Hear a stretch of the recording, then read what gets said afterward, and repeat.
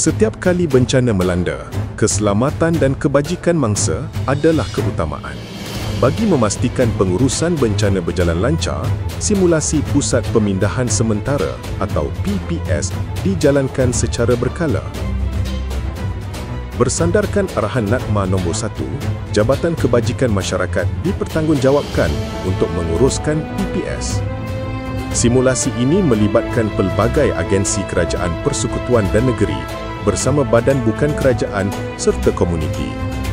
Ia menguji keberkesanan SOP termasuk proses pemindahan mangsa, pendaftaran, penyediaan makanan serta kemudahan asas seperti tempat tidur dan kebersihan. Semua pihak bekerjasama memastikan pengurusan mangsa dijalankan dengan cepat, selamat dan teratur. Selain keperluan fizikal, aspek sokongan psikososial turut diberi perhatian.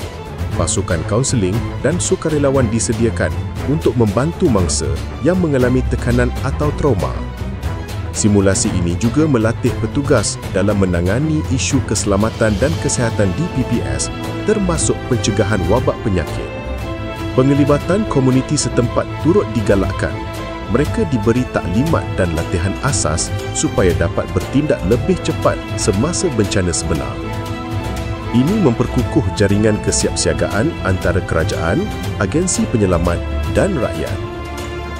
Latihan sebegini bukan sahaja menyelamatkan nyawa, malah membina keyakinan serta kepercayaan rakyat terhadap sistem pengurusan bencana negara. Bersama, kita sedia menghadapi sebarang kemungkinan.